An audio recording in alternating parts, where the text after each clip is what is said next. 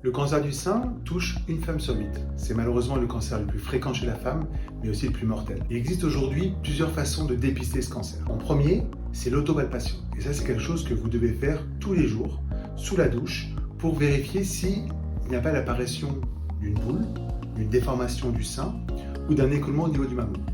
Je vais utiliser ce petit modèle en plastique. L'autopalpation, on se fait bien sûr des deux côtés. On va palper chaque cadran du sein pour vérifier s'il n'y a pas une masse.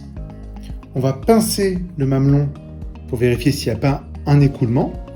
Et on va aussi palper sous les bras pour vérifier s'il n'y a pas des boules, ça pourrait être par exemple un ganglion.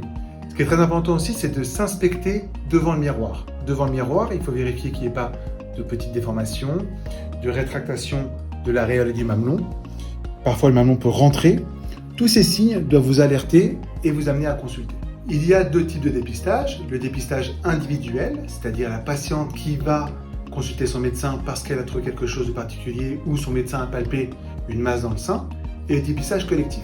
Le dépistage collectif, c'est un dépistage qui est proposé par le gouvernement, qui est totalement gratuit, qui est entre 50 et 74 ans. On fait une mammographie tous les 2 ans, qui va être lue par 2 radiologues pour vérifier l'absence de cancer du sein. Ce dépistage permet de sauver des vies tous les ans.